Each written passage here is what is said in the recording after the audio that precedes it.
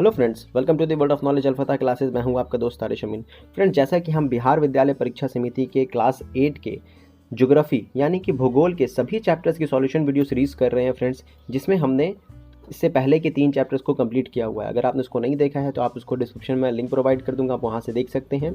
Otherwise आप इस channel के प्लेलिस्ट में भी जाकर के वहाँ से आप देख सकते हैं। तो आज का हमारा टॉपिक है अध्याय 4, चौथा चैप्टर है जो कि परिवहन है। इसके सभी चैप्टर, सभी प्रश्नों के हल को देखेंगे हम। कंप्लीट सॉल्यूशन वीडियो है ये, तो वीडियो को एंड तक देखिएगा। अगर वीडियो पसंद आए तो वीडियो को लाइक कीजिएगा, अपने फ्रेंड्स के साथ शेयर कीजिए, हमारे चैनल को सब्सक्राइब कर बेल आइकन को प्रेस करना ना भूलें, जिससे हम जब भी मैं वीडियो अपलोड करूँ तो आपको उसका नोटिफिकेशन सबसे पहले मिल सके। तो आइए फ्रेंड्स, चलते हैं सॉल्यूशन की तरफ। तो अगर मैं कहूँ फ्रेंड्स कि कौन कौन सा चैप्टर मैंने किया हुआ, तो पहला चैप्टर हमने संसाधन किया।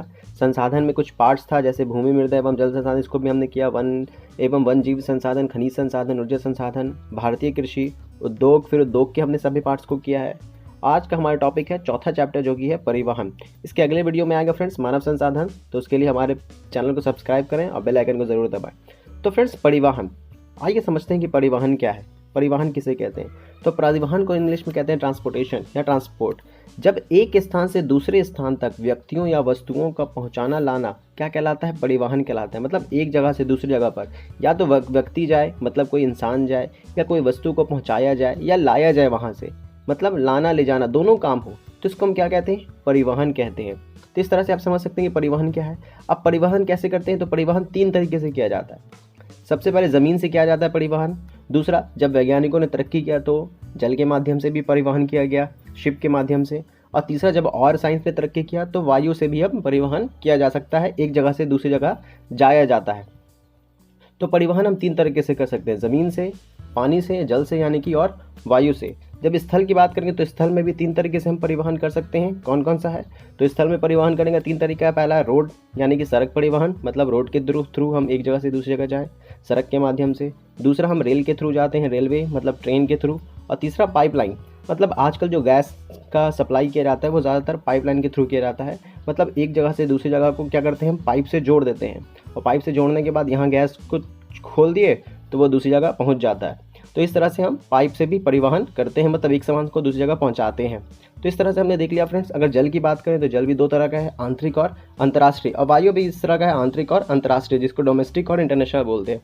मतलब अगर भारत देश में आप रहते हैं, मान लीजिए कि ये, इसको क्लीन कर लेता हूँ पहले, मान लीजिए कि ये क्या है, हमारा भारत देश है।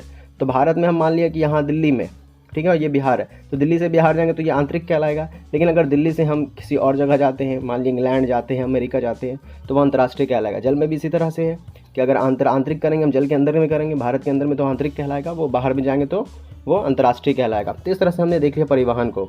अब इसके सॉल्यूशन को देखते हैं, आइए।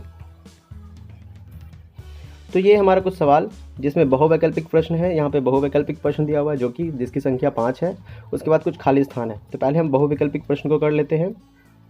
पहला क्वेश्चन, भारत में कौन परिवहन साधन सबसे अधिक उपयोग में आता है। तो इसका पहला ऑप्शन क्या हो जाएगा फ्रेंड्स, सड़क परिवहन। And the correct option is option number C, सड़क परिवहन सबसे ज़्यादा उपयोग में लाया जाता है। दूसरा है स्वर्णिम चतुर्भुज योजना किसके अंतर्गत आता है। स्वर्णिम चतुर्भुज योजना किसके अंतर्गत आता है, तो वो किसके अंतर्गत आता है फ्रेंड्स, इसका करेक्ट ऑप्शन हो जाएगा सड़क परिवहन के अंतर्गत। स्वर्णिम चतुर्भुज से मैं आपको बता दूं, भारत के 4 बड़े शहरों को ये जोड़ता है। एक रोड है जो क्या करता है, भारत के 4 बड़े शहरों को जोड़ता है, इसलिए इसका नाम क्या गया है, स्वर्णिम चतुर्भुज। आप कमेंट सेक्शन में बताएं फ्रेंड्स कि वो शहर कौन कौन से शहर हैं जिनको भारत ये स्वर्णिम चतुर्भुज जोड़ता है। कमेंट सेक्शन में आंसर करके बताएं, अंत में लास्ट में इसका आंसर दूंगा। तीसरा सवाल, राष्ट्रीय राजमार्ग की देखरेख कौन सा विभाग करता है। राष्ट्रीय राजमार्ग की देखरेख कौन सा विभाग करता है। द करेक्ट ऑप्शन इज केंद्रीय लोक निर्माण विभाग। चौथा का सवाल पर, तो सीमा सड़क संगठन क्या है, सीमा सड़क संगठन क्या है चौथा। And the correct option is सीमावर्ती सड़कों की देखरेख करने वाली संस्था है। जो सीमावर्ती है, मतलब सीमावर्ती सड़कों हैं, उनकी देखरेख करने वाली क्या है, एक संस्था, एक ऑर्गेनाइजेशन है। पांचवा सवाल देखें तो इंडियन एयरलाइंस को अब किस नाम से जाना जाता है, ये सवाल है। तो पांचवा का सवाल क्या हो जाएगा, हाँ आंसर जो है इसका करेक्ट आंसर क्या हो जाएगा, इंडियन को इंडियन के नाम से ही, इंडियन एयरलाइंस को अब इंडियन के नाम से जाना जाता है। अब आगे बढ़ते हैं, कुछ खाली स्थानों की को देखते हैं। खाली स्थान को उपयुक्त शब्दों से भरे। तो पहला है, भारत में वायु परिवहन का राष्ट्रीयकरण डैश में किया गया। तो कब किया गया, तो 1953 में किया गया, 1953 ईस्वी में किया गया। अगला सवाल देखें तो मारगाओ पतन डैश राज्य में है। तो कहाँ है फ्रेंड्स, तो गोवा राज्य में है। गोवा एक राज्य है भारत का जिसकी राजधानी पणजी है, तो वहाँ है। आगे देखते हैं, अगला सवाल देखते हैं, तीसरा सवाल। ये हमारा तीसरा सवाल। पूर्व मध्य रेलवे का मुख्यालय डैश है, तो कहाँ है फ्रेंड्स, तो हाजीपुर में है। और हाजीपुर कहाँ पड़ता है, तो बिहार में पड़ता है। तो हाजीपुर ब्रैकेट में आप लिख सकते हैं बिहार, हाजीपुर बिहार में।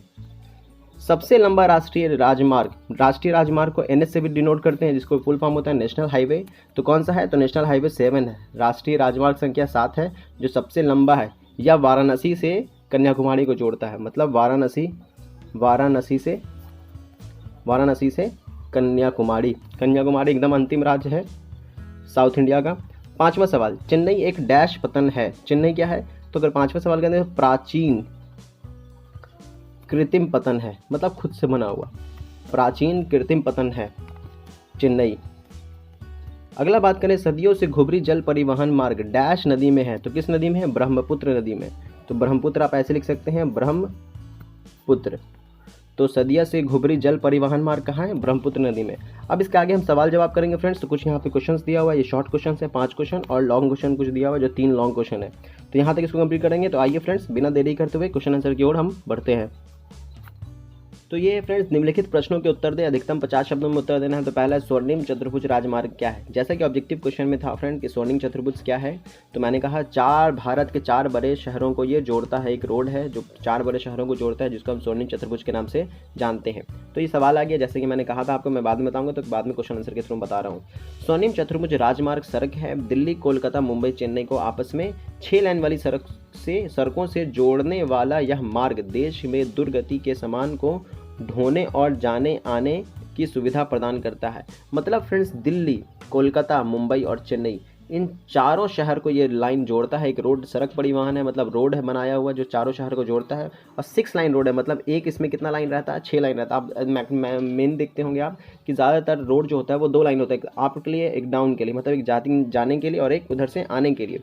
लेकिन ये जो लाइन है वो कितने लाइन का है, 6 लाइन का रोड है, जो कि भारत के 4 बड़े शहरों को जोड़ता है। वो शहर कौन कौन सा है, दिल्ली है, कोलकाता है, मुंबई है और चेन्नई है। तो आपको याद रखना है, और इससे बहुत सुविधा होती है भारत को। अगला सवाल है, देश में वायु परिवहन, यहाँ वायु होगा, वायु परिवहन की स्थिति का वर्णन करना है। तो हवाई जहाज आसमान में उड़कर एक स्थान से दूसरे स्थान तक की दूरी तय करती है, इसलिए इन्हें हवाई साधन कहते हैं। पहले वायु परिवहन विशिष्ट लोगों की हाथ में था, लेकिन 1953 में सरकार ने वायु परिवहन का राष्ट्रीयकरण कर दिया।